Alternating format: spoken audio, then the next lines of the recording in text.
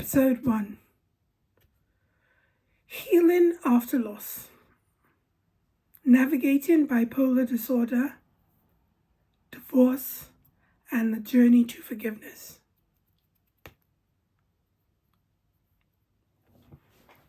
When bipolar disorder plays a central role in the end of a marriage, the emotional aftermath can be deeply complex.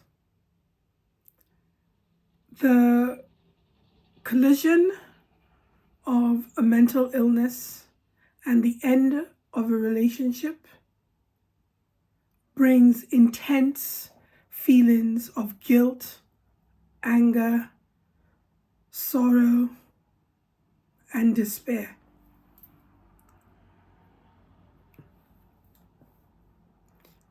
As you navigate this difficult journey, many questions arise. How long do you stay angry? When do you let go? Who is forgiveness truly for? And when do you start over? And there are many, many more questions that you ask yourself. The first question is the weight of anger and how long should you be angry? And that is like, how long is a piece of string, Anger is a natural response to loss. That emotion is it is the rawest emotion. But when you're dealing with a mental condition like bipolar that contributed to the end of a marriage, it is doubly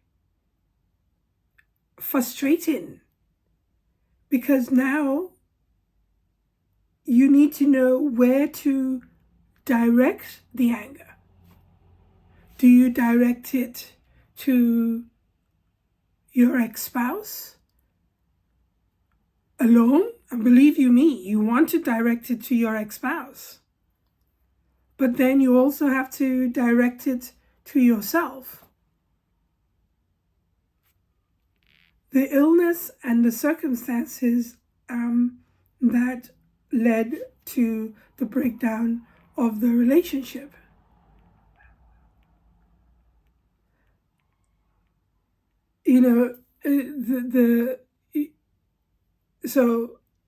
That's what you want to do.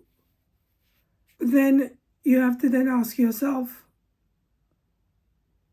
there really is no universal timeline for how long the anger will last. Some people may find themselves consumed by it for months, while others may experience it in waves over years, like peeling an onion, different layers. 1 minute you're okay, the next minute something happens, next minute a song comes on and it used to be your song, and then you're angry. The next minute, something happens, and then, so you have different layers of when you're angry. But then the question you have to ask yourself is, if you keep allowing yourself to hold on to the anger, you're allowing the anger to define you. And not only are you allowing the anger to define you, you're not, by doing that, you're not allowing yourself to heal, because you are suppressing that particular emotion. And that by suppressing your anger and holding on to your anger, you then delay the healing process. And the anger has to then go through you as a result. And you're not moving forward. And that is not a good thing. So you need to confront your feelings. And then, you go to therapy and then find a way to express them in a healthy way. Now, I say that like if it's an easy thing to do. And believe you me, it's not that easy. Sometimes you want to get a punching bag and you still want to blame all of the anger and the demise of your relationship on your ex-partner. And sometimes you don't even want to accept some of the responsibility for the demise of your marriage. And because there's a lot when you're dealing with the mental illness. And, so you need to look at it and package how you're going to deal with the anger that comes with this significant loss. And the best way to deal with this, at least try, is that you need to let go.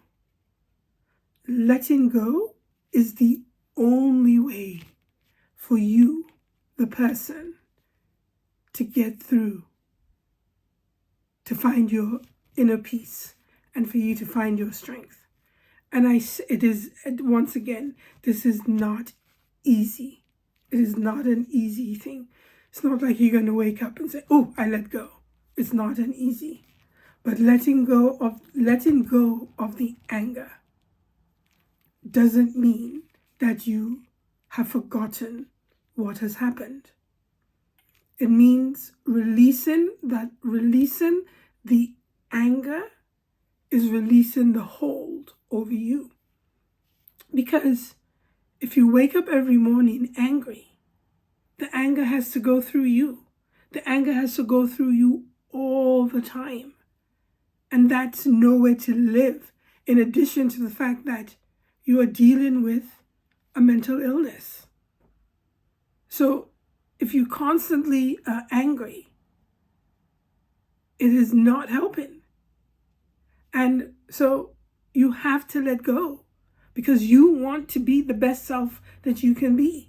So it's like, I want to hold on to my anger. I want to hold on to my anger. And it's like holding like a piece of hot coals in your hand. I want to hold on to my anger. I want to hold on to my anger. But guess what? The hot coals is burning you and not the person or even the illness that you're angry at. So you must let go because it is only harmful to you.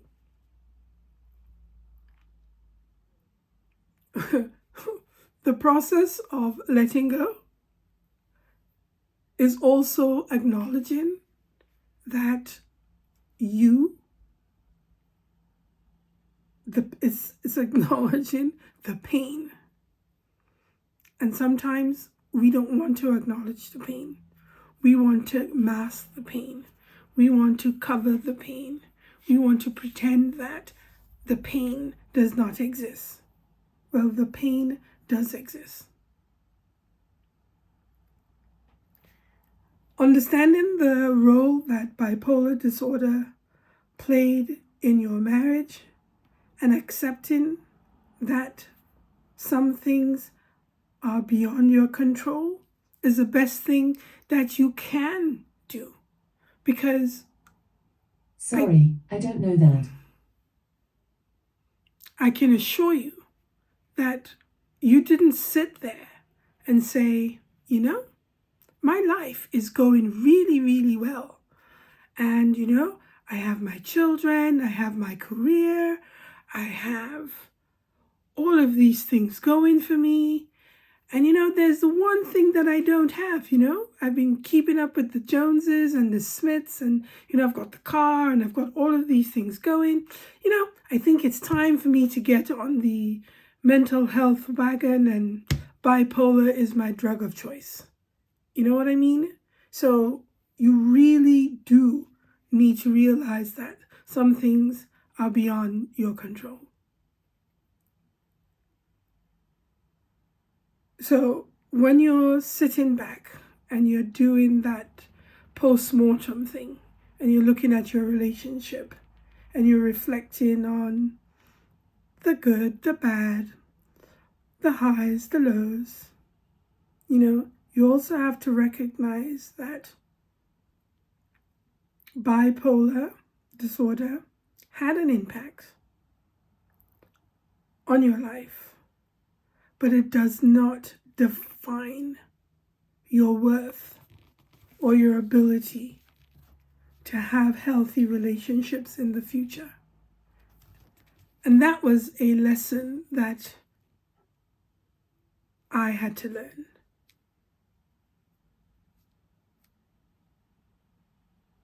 It doesn't define who you are. It is something that happened to you. It isn't you. Letting go is a gradual process, one that requires self-compassion and patience. I had the self-compassion thing. The patience thing? No, I didn't. Now I do. So,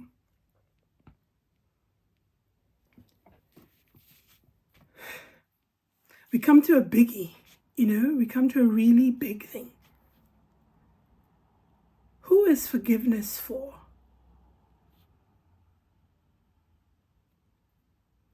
Forgiveness is often misunderstood as something we do for the person who hurt you. But in reality, forgiveness is the most selfish thing that you can do. Forgiveness is about you. Forgiveness is for you. It is not for anybody else. When you forgive, you release yourself from the burden of resentment and bitterness.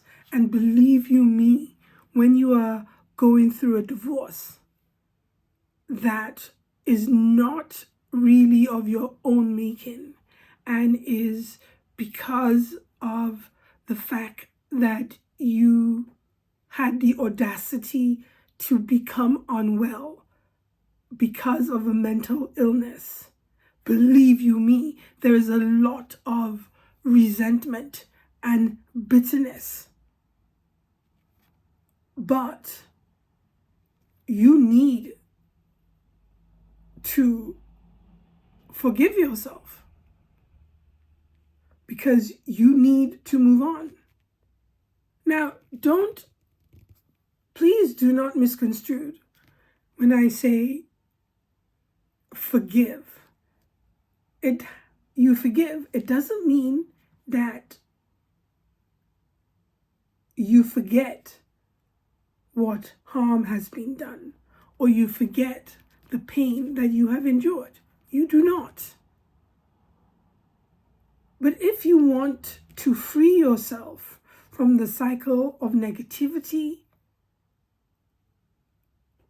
then that can trap you in this perpetual cycle of like you're in a hamster wheel where you just going and going and going and going. You need to forgive yourself. And you also have to forgive your ex-spouse.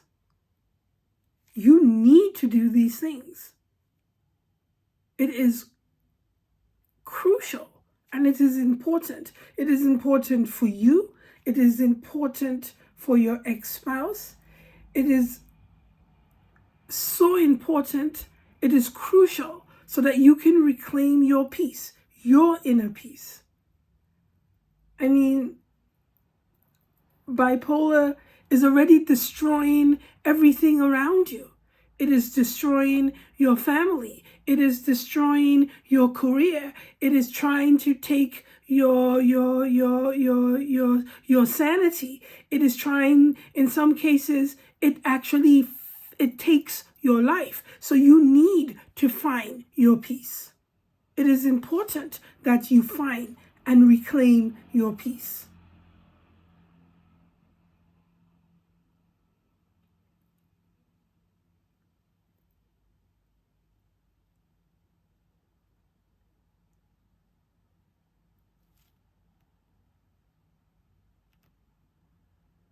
I cannot stress the importance that where any mental illness is a contributing factor to the end of any relationship, be it marriage, cohabitating, any relationship, forgiveness is crucial. It requires that you understand that mental illness is not a choice.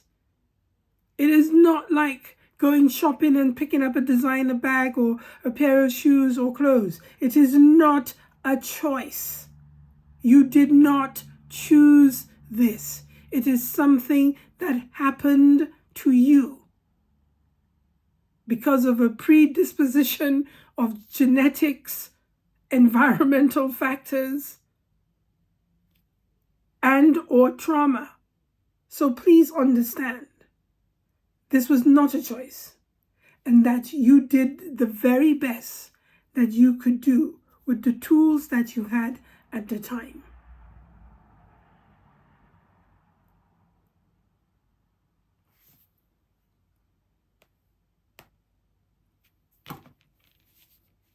Now you've decided to forgive yourself, you've decided to let go, you've decided to release the anger as much as you can. Now you want to build a new life, at least the starting over and building a new life.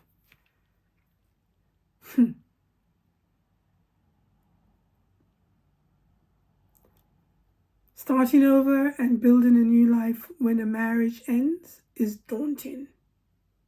But it is an opportunity for growth and renewal.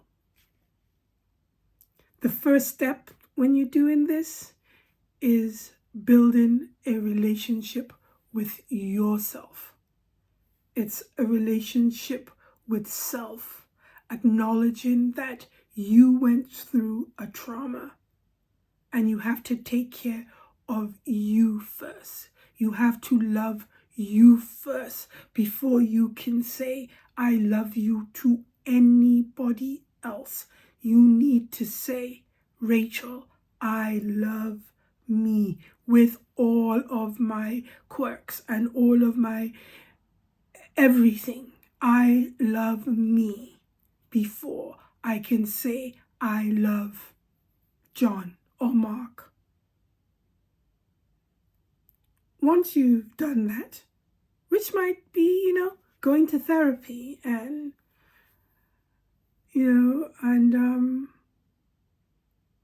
doing all of the things that is necessary to make you whole again. Because divorce is trauma. And then you also need to then deal with strategies to manage your bipolar disorder effectively.